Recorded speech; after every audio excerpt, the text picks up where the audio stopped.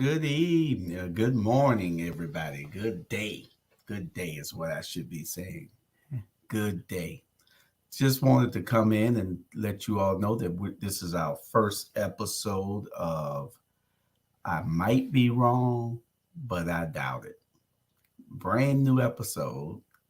Well, this is our first episode of I Might Be Wrong, but I Doubt It.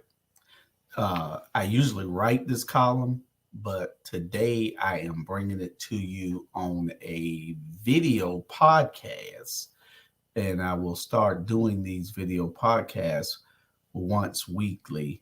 Um, and it'll be 30 minutes to 45 minutes, according to how long I ramble on. But I hope I don't have an hour's worth of talk in me, because if I do, then I'm really pissed about something that's detrimental to our community. This being one of the subjects here that I'm really passionate about. And if I don't know whether everybody who's viewing have seen my writings. I might be wrong, but I doubt it. I usually write this once every 2 weeks when something gets on my nerve and I want to speak out about it and I want to vent. But now I have something that I want to vent about, and that happened today, Saturday, September the 30th, 2023. And I want to express myself on it. And so y'all look for I Might Be Wrong, but I doubt it, to be airing once a week, hopefully, if I can find the time. I just got so much I'm doing. But if I can find the time, y'all look for I Might Be Wrong, but I doubt it, to now be airing as a podcast.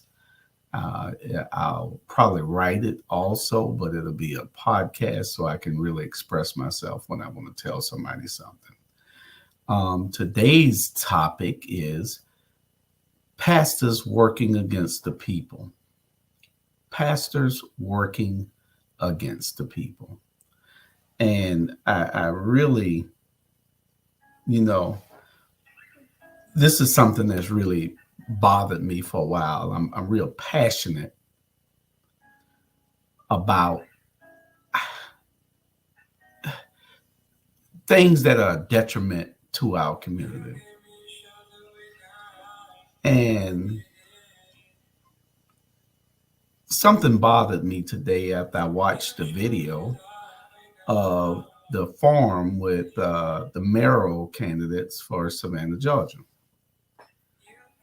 So I just had a message that I wanted to get out. So I didn't want to write it. So maybe I'll put it on this video so that we can get it to those pastors, because I've been giving the pastors a message for about 4 years now, or longer, that I've been giving pastors a message. And I don't think they hear me.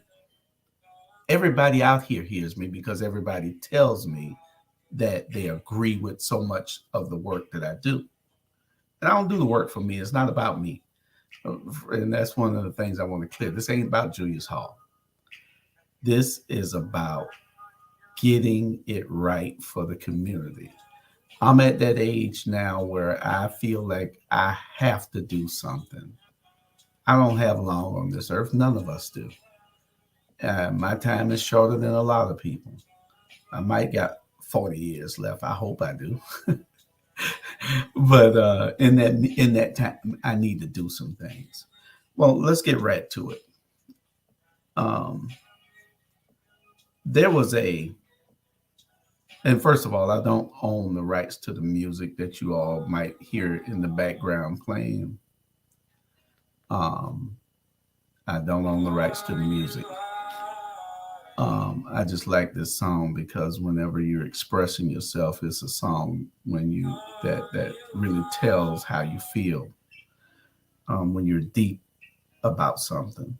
My thing is pastors working against the people, and it has been a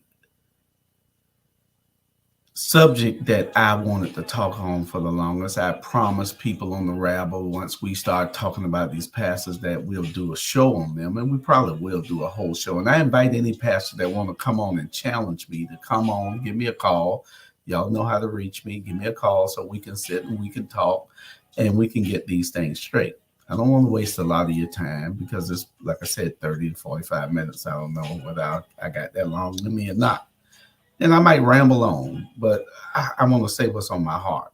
Whenever I write, I might be wrong, but I doubt it. It is something that's on my heart. So I want you all to understand that what I say is my opinion. And a lot of people tell me that they like my opinion. So I guess I turned it into I might be wrong, but I doubt it. There was a forum today, and this forum was at the Con Ed building and on MLK in Gwinnett and Savannah, and it had the mayoral candidates, Van Johnson, Keisha Gibson Carter, and this other lady. I don't even know her name. I don't even know why she was there. Nobody knows her. Nobody. I don't think she even has a. If she gets 100 votes, I'll be surprised. But this is my take on it. I think that the ministerial alliance that put this debate on needs to be disbanded. I'd really like to come and speak to you guys if y'all don't mind. Next time y'all have a meeting, would y'all call me and invite me? Because I'd like to challenge you all. I'd like to talk to you all. Because, see, the reason that our community, the African American community, is in the rut that we're in is because of the pastors. You are the single biggest reason our community is in dire straits right now, because you're not doing your job. You don't know what your obligations are. You think that you should be fans of somebody, and it just happened to rhyme, fans of Vans. But Reverend Thomas Sills, I'm not going to call you pastor right now because that job you did today was not fair. And a pastor is supposed to lead people. If you're a reverend, I guess you can do what you want to do. So I'm going to just call you reverend today because that's what you was today. The forum you held, or they let you moderate, I guess you're the president of this ministerial alliance. It was a hit job. It was meant to set Keisha Gibson Carter up, who's running against your friend, the mayor. And my thing is,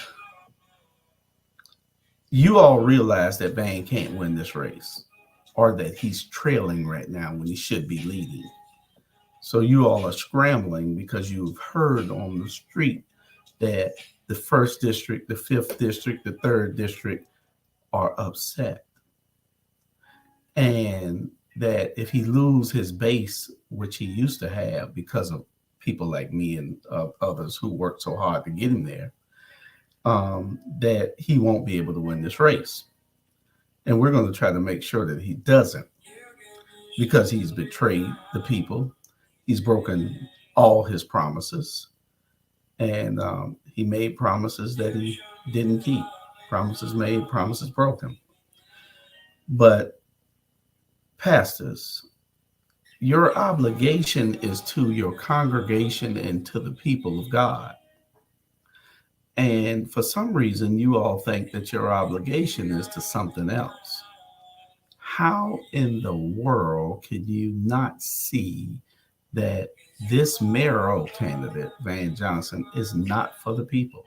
How can you not see how the 1st district over in West Savannah is suffering, how the 3rd district over in East Savannah is suffering, how the 5th district over on the southwest side is suffering? I don't understand it. Why you can't see this and everybody around you can see it. I don't understand how you are betraying the people the way that you are. The church is supposed to be our foundation. as African American people. This is where we all came up in.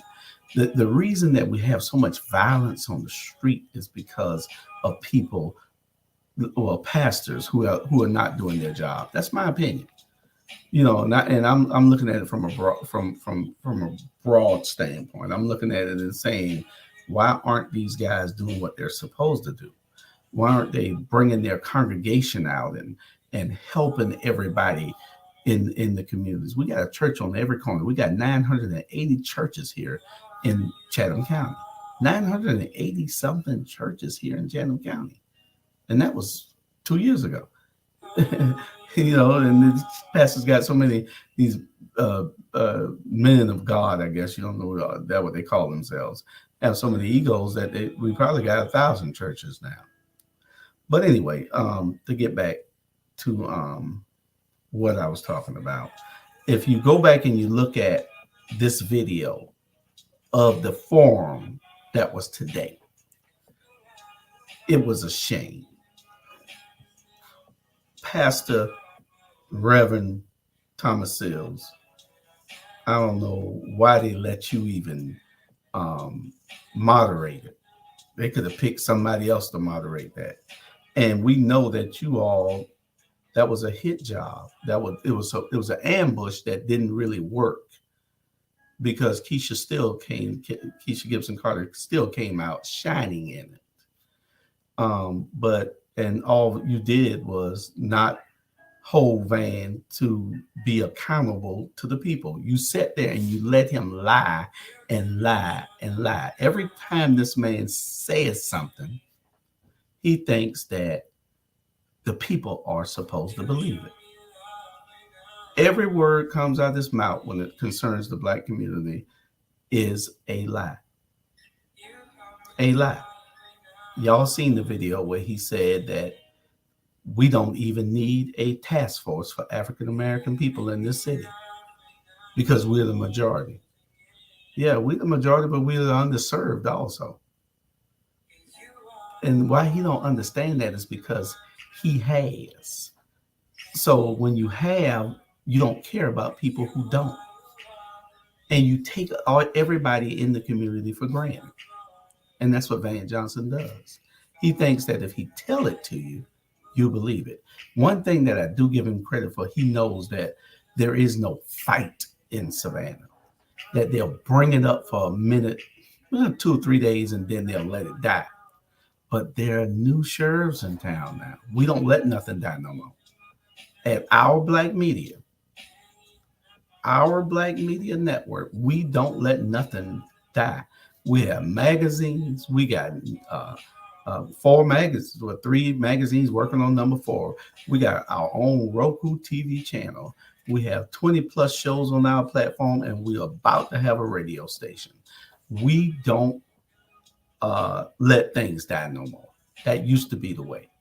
We're going to agitate, because agitation cleans things up. Nothing gets done without agitation. So I just wanted to call the pastor out. Pastor Sills, I thought, I still think you and I are friends. We might not be after I get through with what I'm saying today, because you've lost your weight. It seems like you and Pastor Tillman and Pastor Robeson are little flunkies for Van, and that's what y'all are. If you have a problem with it, just give me a call, because I think we can have a man-to-man talk about this. It seems like you don't care anything about what the people need. You don't care anything about what the people. Van has blinded you. Van has blinded Tillman long time for the longest. And now he's appointing Robeson the cedar board and all his little pastor friends, so he can still have this little clout and get them to do whatever he wants them to do. It's a shame, and we continue to let it happen. But what we need to do is to get these people out of office who are his rubber stamps. So Van Johnson and those people that are his rubber stamps need to go. And these pastors are derelicting their duties. You're really derelicting your duties. For some reason, y'all don't care. Y'all just figure you ain't even bringing your congregation where you go at. Don't tell them to meet you at church. You should have told them to meet you at the debate. You're there to influence the people about God. You're there to influence the people about doing right. You're there to influence the people about uniting. And it seems like I do more by 8 o'clock in the morning every morning than y'all do in a whole month in this community. All y'all do is collect tithes. That's all it seems like y'all want to do is collect some tithes. Why? You're selling the people out. We can't have sellout pastors. We can't have sellout leaders every day who don't care about this community. When you're a detriment to the community, from now on, our black media will be talking about it. You don't have to watch us, but you will be watching this because I'm sure somebody's going to tell you about it. But Pastor Steele, you did something that was very nasty today. You had a forum with the post one, I believe it was, candidates, about 5 or 6 of them up there. And you went down the line when you gave them the mic. And when it stopped here, you went back down the line with the next question with the mic. But when you got to the mayoral candidates, you changed the format. You went to the ladies and then the man, because the man is the mayor and the man is your friend. You wanted to give him an unfair advantage over these women, over Keisha Gibson Carter. The other lady, I think, is not ready to lead the city right now. And I have property in the city, so let's make it clear. I got 3 or 4 properties in the city, so I have a vested interest in the city. My whole family is in the city. I grew up in this city, so I have a vested interest in the city. So anybody want to tell me where I live at? I live in Chatham County in the Savannah area. But you changed the format, and you went to Keisha Gibson Carter, then you skipped over Van, and he was right there next to her, and went down to the lady. You gave Van the last speaking part every time. You gave it to Van. Why? So that he can have an unfair advantage. Everybody knows that the last person to speak on the subject is probably the one that's heard. But unless the person who speaks best outshines the person who speaks last, which happens all the time when you're dealing with Keisha Gibson Carter. I know Van doesn't like to debate her or to be on any forums with her because she's sharp. She understands what the people need. She's an advocate for the people. If anybody don't see that, y'all have just got some oranges or apples in your eyes, because this woman is for the people. Van Johnson is not for the people. Van Johnson is for whoever can take care of Van Johnson. That's what he's about. But anyway, let's get back to it. You know that you said they challenged you on this after they realized that you were doing it, and you didn't do it like you did the first group of candidates. You changed it when the mayoral candidates came up there so Van could speak last, which gives him the power. And when they challenged you on it, you said, these are the rules. But it wasn't the rules for the first candidates. Then you said that you could just shut this down right now. Well, you should have. And then you said,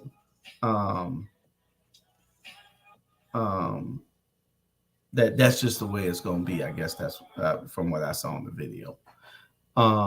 But it was wrong. And you say ladies first. That's what it was. You say ladies first. How do you say ladies first and you don't even let a lady in your pulpit? In your College Temple Baptist Church, women cannot even get on the pulpit. But you want to give women's first on this instead of being fair to these women that took their time to come there and talk to the people. You had it in a space where you knew people weren't going to come, and so it was really just to booster the mayor because you thought that he could outshine her, but he couldn't, no matter where he at, no matter what happens. This is not city council, so he's not in control. You all had a bit of control, but she was still clever enough to beat you all. But we're in that sinking pit, that sunken pit, because of ministers like you all, that Ministerial Alliance of Savannah.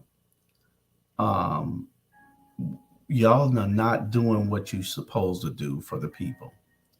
You're being flunkies and groupies when you're supposed to be leading, you're following.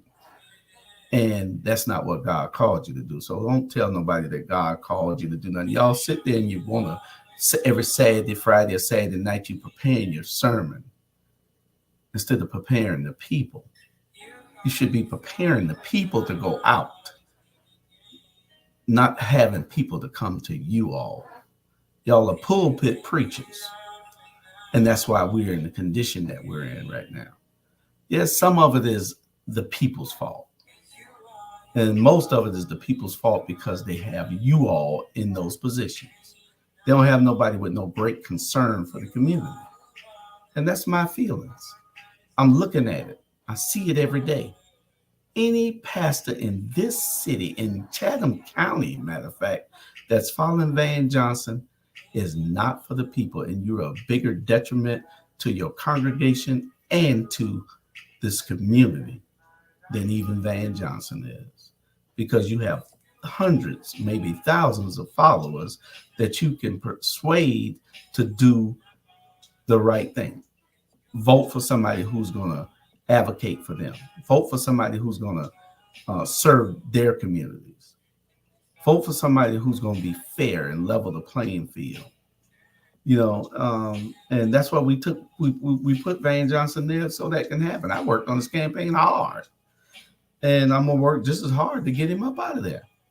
And y'all see that there's a change. Y'all see that the streets are telling you, if you got your ear to the street, the streets are telling you that he's in trouble. The streets are telling you that he's really trailing right now. If he don't win the first, the third, and the fifth, he can't win nothing. If she tie him in any of those other districts, he history. That's how the numbers work. He only won by 5,400 votes, so all we need is 2,700 of those votes to out of 20-something thousand or 30,000, how many ever voted. He won by 5,400 votes. 2,700, and one of those is a different mayor. But those are numbers that he don't understand, but he will understand. You keep talking about tact and decorum, and this was about tact, decorum, and dignity. Well, our people are sick and tired of being dignified and still being poor. Dignified and still being poor. And you want to chastise somebody when they go to fight for people. It don't make no sense. We need to be disruptive and on point. We need champions of the people. Every day, somebody going out saying, I'm going to work for the people, not for myself. Because right now, it seems like the pastors all go to church so they can collect tithes so that they can work for themselves. So that's working for themselves, not for the people. It seems like our elected officials every day are going to sell out so that they can get a check also. And y'all know who you are. We need champions of the people so we can start building generational wealth in our communities, so that we can start uplifting our communities. We're the ones in the sunken pit. We're the only race on the planet in the position that we are in. Only race. It's crazy. And we're just tired of elected officials selling us out. And we're tired of pastors not leading but following. This was not a forum. This was a platform to promote Van Johnson. Plain and simple. Anybody, Ray Charles and Stevie Wonder could see that. He sat there and lied and lied, and there was no challenge. You didn't ask him about how Yamacraw got in the condition that it got into. You didn't ask him what that little $6 million that the port's going to give for the service industries for housing or whatever. You didn't ask him no tough questions. You didn't ask him about raising the millage rate. You didn't ask him about the weeping time. You didn't ask him about any of these things that he should be a man and stand up and talk about. You didn't ask him those tough questions that would get the people seeing who he really is. But if he's in these other debates, I'm sure that he'll get those questions, and there's nothing you all can do about it. One thing I'm pretty sure of, y'all are rallying behind Van Johnson, but you're not rallying your people, so that's good. Because anybody following you guys are following y'all into a burning house. That's what y'all are in. And those pastors, y'all know who you are. Pastor Tillman, Pastor Roberson, and you, Pastor Sills. I'm thinking about not calling any of y'all pastor anymore. I'm just going to call y'all ministers, because y'all ministering instead of pastoring. And it's a big difference. And y'all know what the difference is. But y'all are ministers right now in my eyes. And it's a lot of y'all out there. Because anybody who isn't saying, hey, we have all this power collectively, let's put it together. Let's help our people. We got celebrities that's making hundreds of millions of dollars that aren't doing what they need to do. We got stars who, sports stars who aren't doing what they need to do. We have rich business people who aren't doing what they need to do. We're the only only people on this planet that don't do for its own people. We are like, I don't know what is that eat their own young. One of those one of the species on this planet that eat their young. But we don't. The only reason that we've survived this long is because of our DNA. And you have to understand. There are a few things. The paradises of the rich are made out of the hell of the poor. Y'all ought to know this. The paradises of the rich are made out of the hell of the poor. And you all aren't doing anything to level the playing field. You aren't even trying. Y'all got a ministerial alliance that's absolutely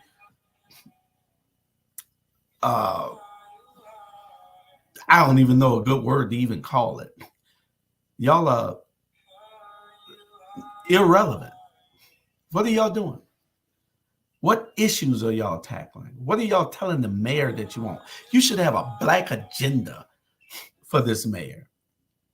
We have a supermajority black city council. Where is your black agenda? What do you want this mayor to do for people in your community? All you want them to do is come and give their 10% to you every Sunday? There are no demands from nobody? Power is never seated without a demand. Come on. Without a struggle. We're struggling. Now you have to demand, and you have to get into the fight. But all y'all do is go there on Sundays, collect your check, and then go to each other's church and preach. Come on, man. We got to do better than this. And I'm talking to all the pastors out there who are not doing what I'm saying that they should be doing. You have an obligation to God. You have an obligation to the people. You have a charge to keep, and you are not keeping it. It's terrible. It's terrible. Van Johnson should not be the mayor of no city. None. He's very smooth. He'll lie, and what he tells you, he'll make you think that it's the truth. But if you're smart enough to understand and to read, you'll know that the man is a liar. So my thing is, we have to be able to wake up. If your mind is blind to the possibilities, then your eyes will be blind to the opportunities. And it's a perception that Van Johnson gives. And like I tell everybody for the last 10, 15 years, perception unchallenged becomes reality. And in his eyes, he sees that it's a reality because he knows that he can put it out there. We're not going to challenge it. So it's our reality.